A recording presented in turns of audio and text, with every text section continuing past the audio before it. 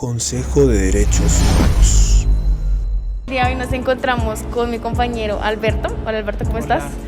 El día de hoy le voy a hacer unas preguntas. Entonces, quisiera preguntarte, ¿tú qué entiendes cuando te hablamos de Consejo de Derechos Humanos? Sobre el Consejo de Derechos Humanos, pues yo entiendo que es aquella organización de Naciones Unidas la cual se encarga pues de la promoción y protección de derechos humanos y pues también hace recomendaciones frente a los mismos, esto con el fin de pues lograr una protección como tal de los mismos. ¿Y usted cree que se promueven y se protegen los derechos adecuadamente? Un país como el nuestro, la verdad, creo que aquella protección es mínima debido a que pues todos los días notamos que pues como tal hay violaciones de derechos humanos como lo es desplazamiento forzado, violencia en todos sus ámbitos y pues muchas veces se llega a limitar bastante la libertad de pensamiento y libertad de promoción. Esto obviamente si dejara fuera pues también la violación al derecho a la educación que pues todos los días se ve en nuestro país. ¿En algún momento has sentido que se te ha vulnerado algún derecho? Cuando hubo un cambio de ciudad por parte de mi familia, pues se me vio bastante limitado el acceso a la educación, entonces pues me pusieron como varias trabas y pues varios peros al momento pues de acceder a la misma. Sin embargo pues logramos rodear estas dificultades y pues seguir adelante. Y pues como tal sería como el principal. Sin embargo he tenido pues familiares las cuales obviamente pues han sido víctimas de desplazamiento forzado en nuestro país. ¿Tú crees que los derechos de las mujeres, tanto de los hombres, se protegen en igualdad de términos? Considero que pues la mujer en cierto punto se encuentra en desventaja en protección de los derechos humanos, la cual es obviamente pues notorio que se da en nuestra nación.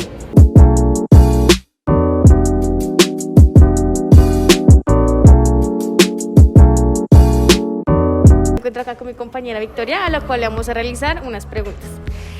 ¿Tú sientes que los derechos se protegen y se promocionan adecuadamente? Sí, pues a nivel de la universidad considero que ha sabido manejar ciertos aspectos. Por ejemplo, en mi caso, como una persona trans, no ha sido para nada discriminatorio los profesores o hasta incluso los estudiantes, lo que me hace tener una educación de calidad sin tener que preocuparme tal vez por sentirme mal o tratar de no encajar. Entonces siento que como universidad está bien. ¿Sientes que los derechos de los hombres, tanto como las mujeres, se protegen en igualdad de condiciones? No, ahí sí considero que los hombres, aunque esto ha venido cambiando en los años, pues siguen teniendo como más importancia, más cuidado y las chicas nos vemos envueltas en más casos de hurto, de inseguridad, de violaciones en Transmilenio incluso, porque en cierto aspecto la mujer se sigue teniendo como un ser débil cuando la mujer no es así. Entonces sí creo que está un poco desigual. ¿En algún momento has sentido que se te ha violado o discriminado algún derecho? No, mira que me considero una persona, como bien del hecho de que no me han discriminado tan heavy, podría ser de pronto en el entorno de salud, cuando inicié la terapia de reemplazo hormonal, sí es un poco como que se nota como que las prestadoras no quieren brindarte tanto el apoyo, pero ellas tienen que hacerlo, pero pues no tuve que llegar al extremo de poner tutelas, sino que con charla, se solucionó todo súper bien. ¿Qué factores crees que el Estado debería tener en cuenta para garantizar la protección de estos derechos? Bueno, hablando de derechos en general, yo creería que hay que invertir en la educación, en seguridad, pero no en aumento de policía ni militares, sino como más de ocasiones donde se concientiza a las personas, como de qué puedes hacer, qué no puedes hacer, cómo puedes ayudar a una mujer en un caso de violación o de hurto, como más apoyo entre todos, ¿sabes? Bueno, ahora hablando de la historia del Consejo de los Derechos Humanos, nos encontramos con que este fue creado por la Asamblea General de las Naciones Unidas el 15 de marzo de 2006. Fue uno de los órganos que estuvo contemplado en la estructura inicial de la Organización de las Naciones Unidas. En 1945 se consolidó la protección de los derechos humanos como uno de los ejes de acción a nivel mundial a través de las actividades que se llevarían a cabo por la Comisión de Derechos Humanos. Un año después de realizar su primera reunión, el 18 de junio de 2007, se adoptó el paquete de construcción institucional, el cual proporciona elementos que guían su trabajo futuro. Entre estos nos encontramos con que se destaca el nuevo mecanismo de examen periódico universal donde se revisará la situación de los derechos humanos en los 192 Estados miembros de las Naciones Unidas. Dando una breve conclusión y opinión, de acuerdo a las entrevistas y testimonios que realizamos, nos damos cuenta que los derechos humanos es algo con lo que se nace. Sin embargo, hoy en día son los que más se vulneran. Cuando tú vas en la calle te das cuenta que a pesar de la posición de cada persona, siempre va a existir una violación de derechos. Hablándolo más en el sentido de las personas de bajos recursos, no gozan de la misma igualdad de derechos que las personas que tienen una mejor posición de vida. Sin embargo, esto no debería ser así porque existe la igualdad de género, la igualdad de posición, donde todos tenemos derecho a gozar de las mismas condiciones y estar en los mismos términos. Y a pesar de que existen entidades las cuales están encargadas para proteger y promocionar estos derechos, se ve que de cierta manera no es así.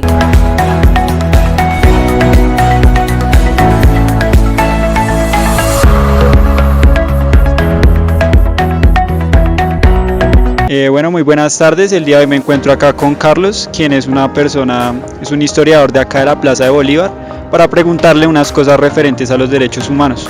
Entonces, don Carlos, me gustaría preguntarle usted con quién vive actualmente y se puede presentar, cuántos años tiene. Bueno, primero que todo, mi nombre es Carlos Julio, me dicen historiador de la calle.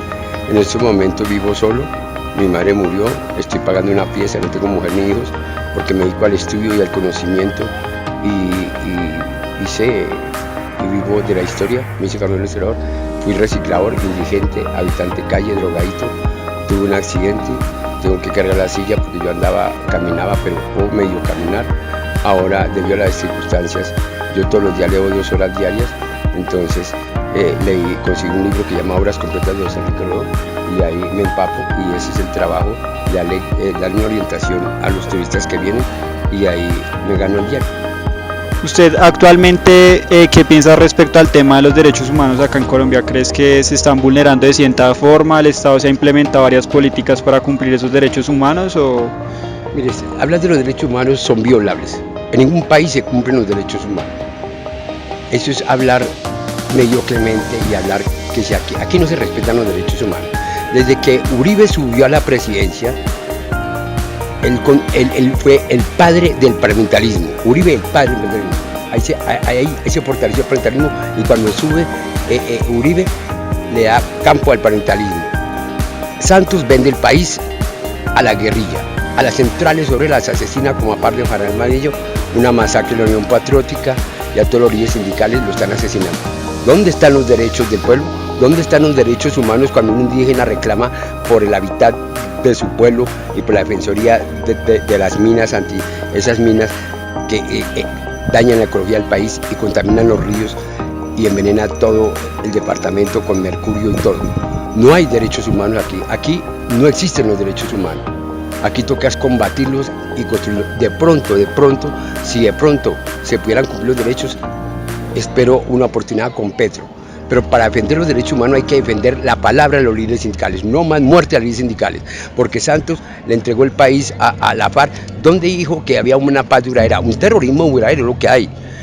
Uribe implanta el parlamentarismo, Santos le vende el país a la FARC, y la niña de Uribe, de Duque, que hizo la reforma tributaria, aplastar la economía de las centrales obreras. En estos momentos el país está en manos de la corrupción. Si hay un país corrupto, ¿qué va a haber? Carlos, ¿y tú cuál crees que es el derecho que más se vulnera acá en Colombia? La corrupción y la hipocresía y la traición y el engaño y la FARC y el ENE. Hay que acabar con la FARC. ¿Cómo es posible que el parlamentarismo, el Estado no pudo acabar con el parlamentarismo, sino que el parlamentarismo acabó con el Estado?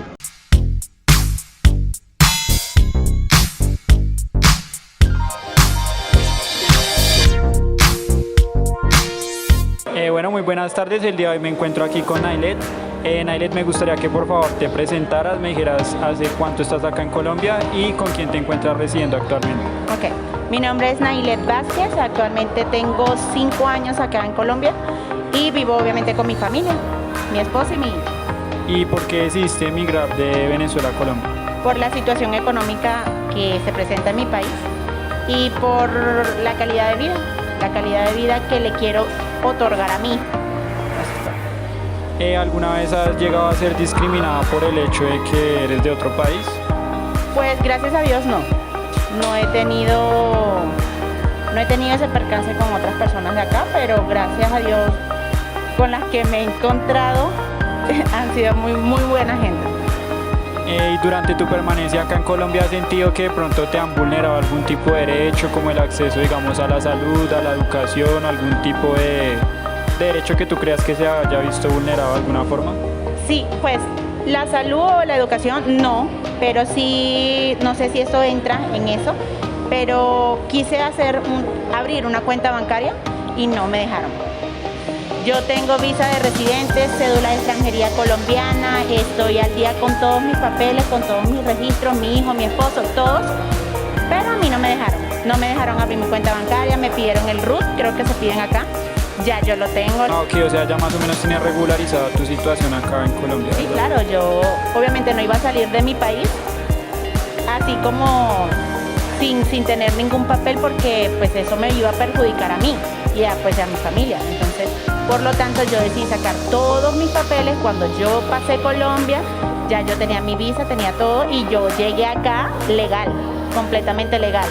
Al tener ya un año, yo pude sacar mi cédula de extranjería colombiana y todo bien, y me dijeron que con esa cédula e incluso con mi visa yo podía abrir una cuenta bancaria, que es lo que uno hace pues para querer ahorrar, y me pusieron tanto pretexto como que yo no tengo el derecho a esa entidad bancaria, pero como que si yo más bien necesitara el favor en vez de pedir como que me guarden mi dinero. Bueno, mediante las entrevistas quisimos mostrar la realidad de lo que pasa actualmente en nuestra sociedad y lo que piensan las personas referente al tema de la vulneración de los derechos humanos. Es conveniente precisar que si bien estas instituciones, como lo es el Consejo de los Derechos Humanos, el cual tiene como principal objetivo promocionar y proteger estos derechos inherentes al ser humano con base a su dignidad humana, lo cierto es que en diferentes partes del mundo aún se siguen desconociendo estos derechos, debido a la coyuntura y las complejidades de las relaciones políticas internacionales contemporáneas, desde el punto de vista del derecho internacional, poniéndose en duda su efectividad y eficacia en lo que respecta a la protección de los derechos humanos. Como pudimos evidenciar mediante las entrevistas, actualmente uno de los problemas que más se ha venido intensificando con el pasar de los últimos años es el de la migración venezolana, el cual ha generado bastante preocupación desde el punto de vista económico y social, donde algunas de estas personas se han visto limitadas al disfrute y el ejercicio de sus derechos humanos. Si bien el Consejo de Derechos Humanos en compañía de la ONU ha desarrollado diversas soluciones para garantizar el pleno desarrollo de estos derechos y establecer las garantías para evitar este tipo de violaciones, lo cierto es que hoy en día aún se siguen violando muchos de estos derechos, donde por el hecho de no tener regularizado su situación migratoria se les imposibilita acceder a los mismos. Por otro lado, podríamos decir que uno de los obstáculos más evidentes que ha dificultado la aplicación de los derechos humanos en el mundo es el fenómeno de la corrupción, en la cual los mecanismos internacionales de derechos humanos, comprendido el Consejo de Derechos Humanos, han intentado desarrollar numerosas recomendaciones a los Estados miembros con el fin de prevenirla y suprimirla. Sin embargo, hoy en día la corrupción socava el funcionamiento y la legitimidad de las instituciones, el Estado de Derecho y en última instancia al mismo Estado. Los grupos y las personas con discapacidad son los que más padecen de manera desproporcionada los efectos de la corrupción, ya que suelen depender más de los bienes y servicios públicos y presentan dificultades para acceder a los servicios privados y alternativos. Al mismo tiempo, estas personas tienen menos oportunidades de participar en la concepción y la aplicación de políticas o programas públicos, careciendo de recursos para defenderse y obtener la reparación jurídica. En conclusión, podríamos decir que la corrupción es uno de los principales causantes de la violación de los derechos humanos y que mediante las iniciativas que se formulan, estas deben ir encaminadas a cumplir con las normas de los derechos humanos o de lo contrario, son normas que pierden legitimidad, ya que la normativa y los principios de derechos humanos proporcionan vías de acceso adicionales para complementar los esfuerzos encaminados a combatir la corrupción. Bueno, pues ya que sabemos un poco sobre el contexto histórico del Consejo de los Derechos Humanos, debemos comprender un poco acerca de su funcionamiento, donde a través de sus órganos subsidiarios busca obtener la mayor información posible sobre lo referente a la situación de los derechos humanos en el mundo. En ese sentido, esta ONG juega un papel fundamental, ya que se encarga de enviar reportes a las oficinas de la organización que se encuentran en todo el mundo, donde posteriormente se envían balances o informes en las reuniones que celebran anualmente el Consejo, donde su principal objetivo es debatir sobre cuáles serían las posibles soluciones que deberían aplicarse en cada parte del mundo para frenar la vulneración de los derechos humanos. Dichas reuniones se efectúan 3 veces al año en la sede principal de las Naciones Unidas en Ginebra, Suiza. Estos encuentros tienden a durar aproximadamente 10 semanas en total, donde se plantean todas las novedades que han encontrado cada uno de los miembros. En ese sentido, la organización se apoya a los órganos subsidiarios, que son los que acuden a las zonas de conflicto. Además, utilizan el comité asesor y el procedimiento de denuncias para atender los casos de mucha notoriedad. Por otro lado, cada Estado miembro es objeto de un minucioso estudio y puede llegar a ser suspendido por la prueba o votación de los demás participantes. Para ello requiere la aprobación de las 3/4 partes del quórum total, dejándolo suspendido por un tiempo definido. Del mismo modo, si se ocurren violaciones a los derechos humanos, se instaurarían los procedimientos especiales, el cual es un mecanismo que ayuda a contrarrestar estos eventos mediante informes y mandatos. Todo esto marca parte del funcionamiento del Consejo de Derechos Humanos al que ayudan sus órganos subordinados para que el proceso sea más eficiente. Buenas tardes, el día de hoy vamos a hacer unas preguntas a un extranjero que está visitando nuestro hermoso país. Para eso utilizaremos una persona que nos estará colaborando para servirnos de traductor. Entonces, para ti, que es la primera pregunta, Sean, ¿sabe usted qué es el Consejo de Derechos Humanos? You know what is the Congress of Human Rights? Repeat again. You know what is the Council of Human Rights? You know, it's like the International Congress of Human Rights. You know what it is? International Congress of Human Rights. No, I'm not familiar. International Congress. Yeah, like it's like just the company who concretes like the human rights for the whole world, like the ones who test this is every country is working good about the human rights or something like that. So outside of I know about it through the news because I watch a lot of news, international news that is. So what I know about it through watching international news. Dice que lo que sabe es probablemente lo que yo sé, solo lo que sale en las noticias de probablemente que puedan hacer, pero no mucho más. Ok. ¿Alguna vez has sido víctima de violación de tus derechos humanos? In any moment in your life, not just in Colombia, in your life, have you feel like some, average about your human rights, like in your personal thing? Do I feel Like in any moment in your life, do you feel like somebody hurts your human right or the things about you? No, I mean I'm always cognizant, or I'm always have a knowledge like where I'm going or where I'm at. I always try to take care of myself, protect my rights. Yeah. So I don't feel like I'm in I'll be in any trouble, any danger, anything like that. Listo.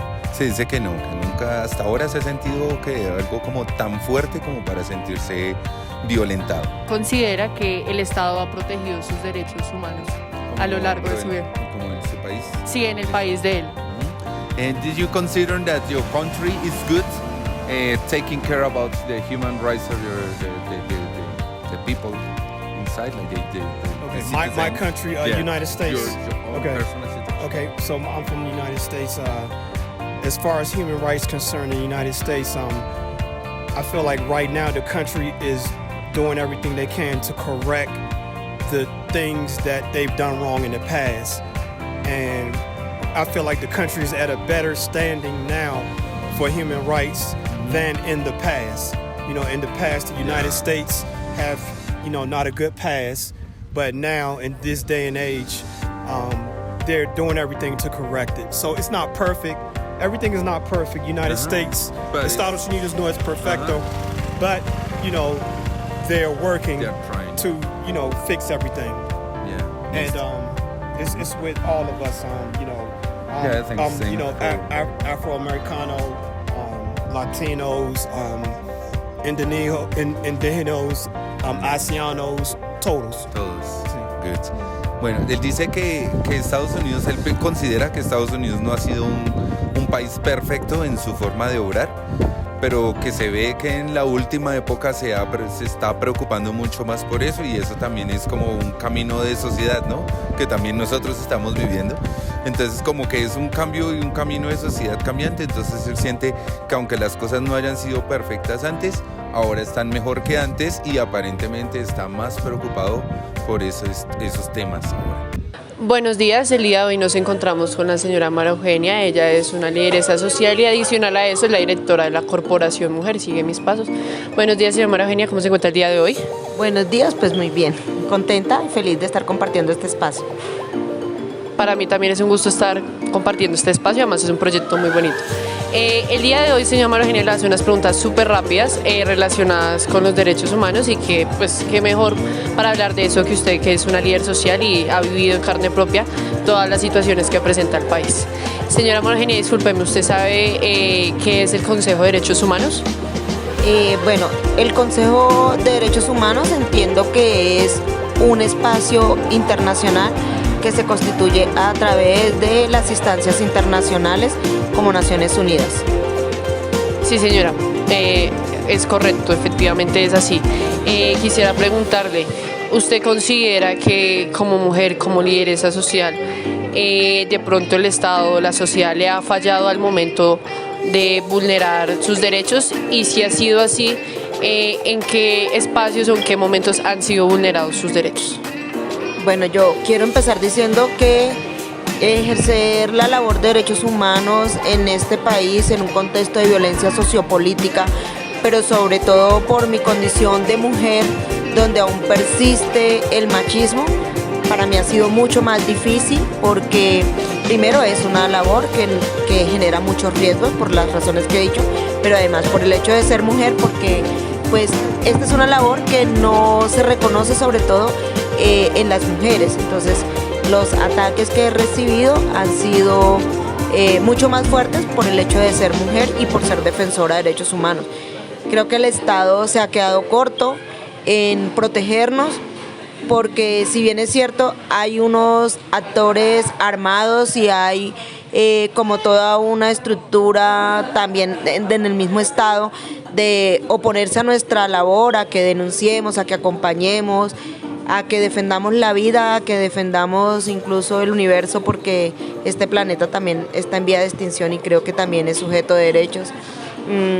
Y en ese sentido pues creo que sí se han quedado cortos en apoyar más nuestra labor, reconocerla, saber que es importante, porque todos y todas deberíamos defender los derechos humanos. Y los ataques que he recibido han sido muy fuertes y en materia de justicia no han tenido avances, entonces en ese sentido creo que ahí habría una responsabilidad del Estado. Si bien es cierto, en este momento cuento con unas medidas de protección, creo que no es suficiente la protección porque debería ser integral, dado pues mi rol que asumo como mujer también dentro de la familia, de cuidar a la familia que también se ha visto expuesta. También creo que las organizaciones deben ser protegidas, ¿sí? Desde la Corporación Mujer Sigue Mis Pasos, organización a la que pertenezco, también hemos sido víctimas de robo de información, de ataques a nuestro trabajo, de persecuciones, mis hijas también, mi familia. Y desde la Red Nacional de Mujeres Defensoras de Derechos Humanos, que es un espacio que también para nosotras es muy poderoso porque nos ha permitido también protegernos en la medida en que nos vamos también organizando y tejiendo entre nosotras, pues es una medida de protección. Pero el Estado sí se ha quedado corto, aunque también debo reconocer que a partir de nuestra lucha y de nuestro trabajo organizativo hemos logrado ya unas garantías mínimas que aún no son suficientes porque los índices de impunidad son altos, pero además también el incremento de ataques a defensoras mujeres también se ha ido evidenciando y lo más lamentable es el asesinato. Y quiero cerrar diciendo que muchos de los asesinatos de algunas defensoras y lideresas fueron también antecedidos por una violencia sexual. Entonces allí también hay un fuerte ataque también a nuestro liderazgo por el hecho de ser mujeres. Muchas gracias, señora María Eugenia. Última pregunta ya para cerrar. O sea, que usted considera y podría bueno, como ya lo dijo anteriormente, podría decir que de todas las comunidades en Colombia que llegan a sufrir algún tipo de violencia, las mujeres se podría decir que son las más marcadas. Y adicional a eso, se podría decir que el Estado en sí les ha fallado a las mujeres, y yo como joven, como futura abogada, podría decir también que el Estado me ha fallado, no brinda las garantías. Entonces, se podría decir que nosotras como poblaciones somos las más vulnerables. Sí, yo creo que realmente el Estado falló desde el momento en que no le dio importancia a la labor de los derechos humanos, ¿cierto? A lo importante que es defender de los derechos humanos. Pero además de eso, si esa labor la asume una mujer, pues se debería haber fortalecido mucho más, haberla respaldado más y que no hubiese tanta estigmatización, porque claramente la estigmatización, sobre todo a las mujeres defensoras, ha venido incluso por parte del Estado, ¿sí? Tenemos experiencias de compañeras que les han dicho, pero si usted sabe que eso le representa peligro y está poniendo en riesgo a su familia, ¿por qué no deja de hacer eso y pues se queda mejor en la casa cuidando a la familia? Entonces yo sí creo que el Estado ha fallado muchísimo, porque esta es una labor que es tan importante, que ha fortalecido la institucionalidad y que ha fortalecido la democracia, pero se quedan cortos a la hora de entender que para proteger a las defensoras y a las lideresas se debe tener en cuenta que las formas como nos atacan a las mujeres son diferentes a las de los hombres. Por eso la protección debe ser diferenciada para que pueda atender también esos riesgos diferenciados. Muchas gracias. Muchas gracias, señora María Eugenia. Creo que fue una de las mejores entrevistas que hemos hecho y de verdad le agradezco por estar acá con nosotros. Es un gran honor poder contar con su participación. Muchas gracias. Gracias a la información que Mafe y Nicolás nos han brindado hasta el momento, tenemos una imagen más clara de qué es el Consejo de Derechos Humanos y su fundación y sus mecanismos. Pero no solo esto, vengo a contarles un dato curioso, y es que para iniciar el cambio y la inclusión debemos iniciarlo desde nosotros mismos. Y qué mejor que el Consejo de Derechos Humanos. En el año 2011 se decidió crear un proyecto solamente dirigido para personas con discapacidad, en el cual la idea era que trabajaran en áreas de informática y tecnología. Fue tan impactante el proyecto que en el año 2013 decidieron crear unos nuevos contratos alargando el trabajo de estas personas, demostrando una vez más que el cambio se inicia desde nosotros mismos y desde empresas y organizaciones tan grandes como es la del Consejo de Derechos Humanos. Bueno, ahora ustedes se preguntarán qué países conforman al Consejo de Derechos Humanos. Son 47 países y se los voy a mostrar a continuación. Después de haber visto estos videos, ustedes se preguntarán por qué Colombia no hace parte del Consejo de Derechos Humanos, y la respuesta es muy sencilla. A Colombia nunca le ha interesado formar parte de este consejo y nunca se ha manifestado al respecto. Colombia siempre ha sido un país observador. Hasta el momento seguirá siendo así, al no ser que Colombia manifieste su voluntad de ingresar al consejo, pero realmente yo considero que no. Yo creo que hay muchas cosas que deberían tener en cuenta, y es la economía del país y diversas situaciones a nivel cultural, social, etc. Pero bueno, Colombia hasta el momento no le interesa en lo absoluto. Estos 47 países se suelen reunir en Ginebra, Suiza. Allá es donde toman la mayoría de sus reuniones y de sus decisiones. Bueno, y si llegaron hasta acá, es la última parte del video.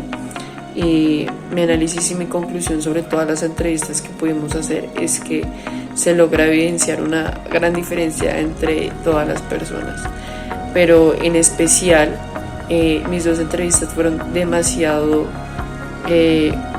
mágicas o importantes, porque siento que todo se fue por un hilo conductor, a pesar de que hay una organización a nivel mundial creada para proteger los derechos humanos. Nosotros también somos esa corporación y podemos hacer el cambio desde nosotros mismos. Entonces, en la entrevista con Sean, con el extranjero, él decía que él es policía y que él protege los derechos de las personas en su país. Y acá, la entrevista con la señora María Eugenia fue demasiado impactante, porque ella es una mujer, la cual es una líder social, que ha pasado por diferentes circunstancias de su vida muy duras, entre esas el secuestro, y ella también está haciendo su granito de arena, respetando los derechos humanos fundamentales de las personas a través de su trabajo. Y sin saberlo y sin darnos cuenta, John y la señora María Eugenia están en diferentes países, en diferentes contextos, están unidos por lo mismo, por respetar los derechos humanos, por hacer valer nuestras vidas, las vidas de ellos y de las futuras generaciones. Entonces este trabajo fue muy gratificante de hacer, no solo por la experiencia, sino por la reflexión que a uno le queda. Así que fue demasiado maravilloso poder entrevistar a estas dos personas totalmente distintas, unidas por un mismo camino, y es respetar los derechos humanos. Y bueno, también nos dieron su opinión respecto al Consejo de Derechos Humanos. Entonces espero que les haya gustado mucho el video y ya nos veremos después.